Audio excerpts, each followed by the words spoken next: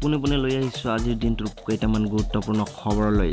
অসম বিধানসভাৰ চৌহদত প্ৰদেশ কংগ্ৰেছৰ প্ৰতিবাদ, কৃষক নেতা অখিল গগৈৰ মুক্তিৰ লগতে অত্যাৱশ্যকীয় খাদ্য সামগ্ৰীৰ মূল্য বৃদ্ধিৰ বিৰুদ্ধে এই প্ৰতিবাদ। সোমবাৰৰ পৰা গুৱাহাটীত আৰম্ভ হ'ল আনলক 1। চৰকাৰী নিৰ্দেশনা মানি পথৰ এফালে খোল খালে ব্যৱসায়িক প্ৰতিষ্ঠান। আনহাতে আনলকৰ প্ৰথম দিনাই মহানগৰীৰ প্ৰতিখন বজাৰত দেখা গ'ল অভাৱনীয় ভিৰ। বানৰ সংহাৰৰ মাজত অব্যাহত আছে হাতী মানুহৰ সংঘাত। ভাৰত ভূটান সীমান্তৰ বগামাটিত বিদ্যুৎ স্পষ্ট হৈ বনহস্তীৰ মৃত্যু। আনহাতে বিশ্বনাথৰ বিহালীত বৰজাৰণীত বনহস্তীয়ে ভাঙিলে 6টাকৈ বাসগৃহ। ইফালে কাজিৰঙাত উপস্থিত হৈছিল স্বাস্থ্যমন্ত্ৰী হিমন্ত বিশ্ব শৰ্মা। সোমবাৰে কাজিৰঙাৰ বান পৰিস্থিতিৰ বুজ ল'লে মন্ত্ৰীগৰাকীয়ে। সোমবাৰৰ পৰা গ্ৰাহক হিচাপে আপুনিও লাভ কৰিব বিশেষ অধিকাৰ। কেন্দ্ৰই বলবৎ কৰিছে উপভোক্তা অধিকাৰ সুৰক্ষা আইন 2019। এতিয়াৰে পৰা কনজিউমাৰ ফৰামত জনহিতকৰ আবেদন দাখিল কৰিব পাৰিব সকলোৱে। ইফালে বৃহস্পতিবাৰৰ পৰা যোৰহাটত আৰম্ভ হ'ব আনলক প্ৰক্ৰিয়া।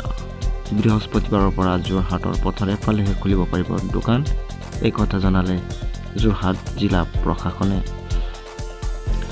সোমবাৰে বৰপেটাত উপস্থিত হৈছিল মুখ্যমন্ত্ৰী সৰ্বানন্দ সোণোৱাল। জিলাখনৰ বান পৰিস্থিতিৰ বুজ লৈছে মুখ্যমন্ত্ৰীগৰাকীয়ে। ৰাজ্যত প্ৰায় 24,000 কৰোণাত আক্ৰান্ত লোকৰ সংখ্যা। ৰাজভৱনক কণ্টেইনমেণ্ট জোন ঘোষণা কৰাৰ বিপৰীতে 3 দিনলৈকে নলবাৰী অসামৰিক চিকিৎসালয় বন্ধ কথা ঘোষণা কৰিছে প্ৰশাসনে। মহামাৰী কৰোণাৰ সমান্তৰালকৈ বিটিচিত নিৰ্বাচনী কুচকাৱাজ, শক্তি প্ৰদৰ্শন নামিছে প্ৰতিটো ৰাজনৈতিক দল।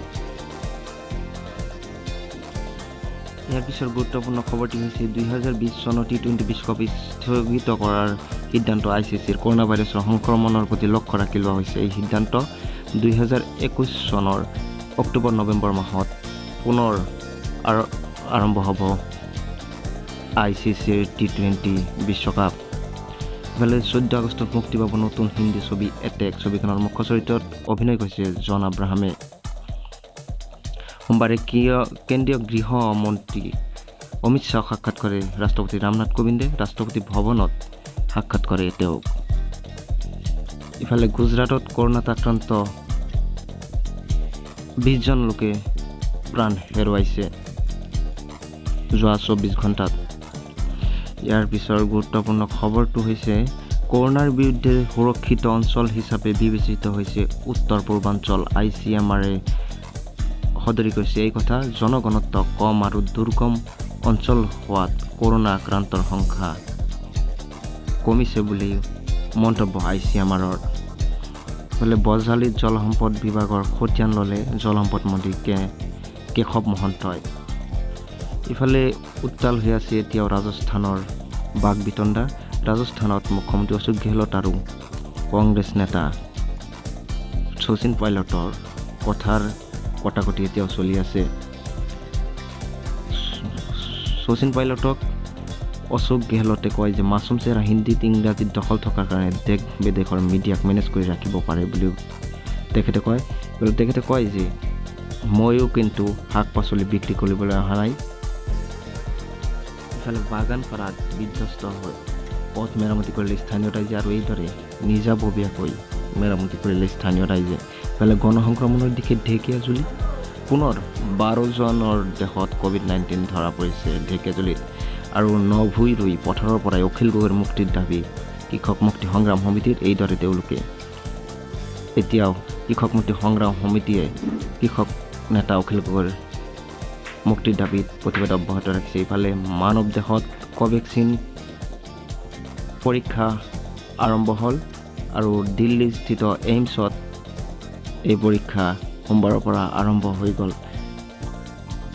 ইফালে ICMRে কৰোণা ভেকচিন পৰীক্ষা কৰিব দিয়া 14খন ইনষ্টিটিউটৰ ভিতৰত দিল্লী এইমছ হৈছে অন্যতম।